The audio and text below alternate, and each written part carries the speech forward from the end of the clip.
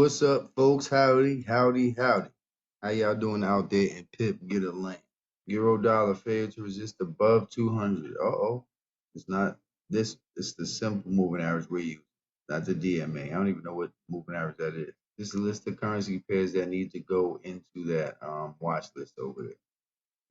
I got fib times of sessions, Forex sessions. If you don't know what time Forex sessions are, I got them right here too. Relative strength, the pound is getting his head bust. We don't have anything with a score of 7 or 4. But if I had to take a guess what currencies are missing, the Swiss is missing and the yen is missing. So I would just probably put the Swiss here and probably the yen there, or vice versa. Either way, they're in the green. Every trade in the world's not going to work, but the probability of your trades working are higher, especially for newbies. Okay, because this is not even, wait for too higher highs and then nope, that's not even that. That's just getting into the flow. Your trades work more often, okay, and you're right more often because you're going through every step in the process. Out of all these that you look at, one trade might work. Now, why do I like this? Because the 4 hours underneath it. Just being picky, folks, and being select, not just taking every trade. You got to go with relative strength and with structure says. You gotta go with relative strength and structure and moving average and numbers. It's not a bad one either on the Euro New Zealand. This little area right here that just trickled over this little area. See these little bars? It's not bad either. All the moving averages are underneath.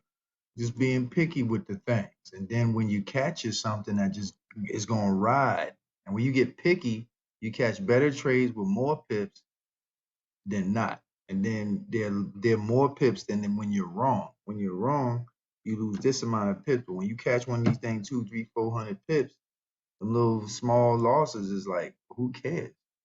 Just work on picking this. Some of y'all are still working on zones and stuff like that. For more advanced traders, work on pickiness. That's what I want y'all to work on. Okay, work on being picky and work on extra selective. By way of moving averages, by what relative strength says, all of that matters. And I just want y'all to use some of these zones that I tell y'all, like dog coin and all that. When I say, oh, this finna be out of here. Okay, the zone may not be exact, but I always know the direction. Always knowing the direction. This little bop bop and exploding move.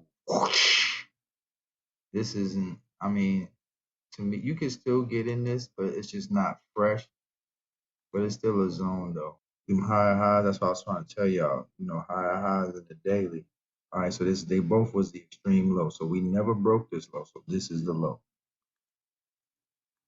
Beam. So when price come back now, then we got a third high, up. So we got 3 higher highs. Now I don't know in what world or what trading world you from, but if you went to a trading school or any type of trading education, and you don't know that 3 higher highs is an uptrend, something is wrong with you. The best trading, folks, is when you catching them like how we were catching them pounds in the beginning when the pound was weak. Pound was strong. You want to catch those currency pairs when they're strong and weak and ride it for that length of time. All right, so we got pound recaptures 1.39. This is why I try not to be too thirsty. Now, sometimes I miss the trade, but then I'd rather miss the trade than to be a thirster and wait. Look at that moving average pap. That was such a perfect setup. It's ridiculous. Beautiful trade. I'm already in it, but if I was to re-enter, that's where I would have got it. You're always better off long in here and short in here. Always, always, always. I wouldn't lie to you. Nice, because you saw that this broke. And if it ain't come back down here, you just kept going. It's like, nah, let's keep it moving. Nice shot, man. Nice shot. I love that. I've learned to be patient enough to wait on those. Look at this US yen. Now remember, don't forget, this trade is almost, it'll be at 1,000 pips soon. Just didn't read it right. Previous day's low, wick over wick, big wick over wick. You see how this candle just taking off? I know they told you don't be no trading wicks and looking at wicks, but you tell those people, if you go to a smaller time frame, the wick becomes a candle. The yen is weak, and the last trade you probably would have looked for is a Swiss yen because the Swiss was weak. But as long as it's weaker, it's stronger than the yen, be good money on it. 3 to 1, yep, 3 to 1, 50 pips piece. Told you 50 pips to save your life every day. Too high a high. So where do I go long? I come down in here and look for the thing. Rally, rally, rally. A bag. Too high a highs, too high a highs. That means bump your trend. See that? Tap, tap, tap, tap, tap. No more tap. Y'all see this, right? All this buying action. Don't act like if it come back down here, it ain't gonna be bit or bought. It's gonna be bought, y'all.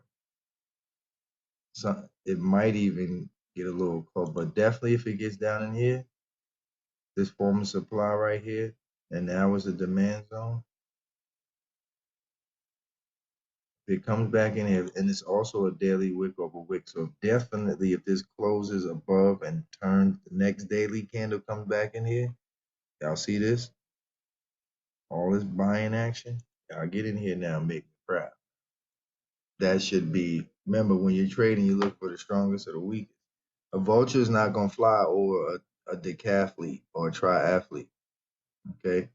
Vulture is going to eventually go fly somewhere else because it's going to take you too long. Now, if you look like you about to die, that's when the vultures and the hyenas come out.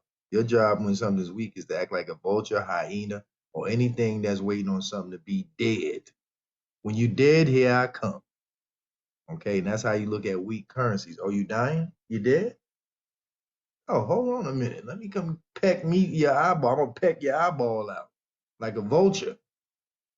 Look for this tonight. Okay, set an alert. Okay, higher highs. Don't act like you don't see this tomorrow morning or whenever. Don't act like you don't see it. That's why I said a lot of times when I see something strong here and weak here, but whatever I see weak here is strong in a small time frame, I'll be like, oh, heck no. So if I trade something weak here, that's a weak here, I want it to also be weak here too. And vice versa too. If something's strong in a daily, but then it's weak over here, and you want to go long because it's strong in the daily, but weak here, it could be the turnaround. So the strength in the daily might not hold up against the weakness in the 5 and 15. It's just funny like that. Learn something new every day, every day, every day, every day. Over like a fat rat. That's another thing about trading too. A lot of people when they trade stop out, they like losing, they quit. And then next thing you know, the next trade works perfectly. So you gotta stay fighting, and that's how you make better decisions. Like, oh, I'm only gonna take conservative zones. I'm only gonna take aggressive zones. Every time it's getting easy, it's always something. Yeah. But it's gonna take me a while to give y'all everything. If I try to tell y'all everything I knew in 1 or 2 classes, never. That'll never happen. And still I learn too every day. So and then I still make mistakes like this Aussie right here. I did not see that. This was free money, man. I'm the type of person that you wait for stuff, but then at the same time, I don't mind doing things that's gonna motivate you. If you're gonna do something, I've always been a person that didn't mind doing something that maybe I wasn't ready for. I couldn't always super, super duper afford. It'll make you go harder. Like everybody in my position wouldn't have bought my car, even though I can afford it, of course, because I have it. But my car made me go, that motivated me more. Some people will buy a car or buy something that'll keep them content. And, sometimes you got to buy something to take you out your comfort zone or do something that you like so much that you want to do it again, you have to do it again. So coming out your comfort zone and doing something like, I got to do this again, it'll make you go make the money to do it again. So I'm a big fan of that all day long. Do something you never did that you're going to want to keep doing again, which means you're going to have to work to do it again. Some people don't do those things. Some people don't pay a lot of money for clothes. I'm not a big fan of paying a bunch of money for clothes, but when I do, There's a difference. You feel a difference in the fabric. You feel a difference on how it feels, and then it make you feel different.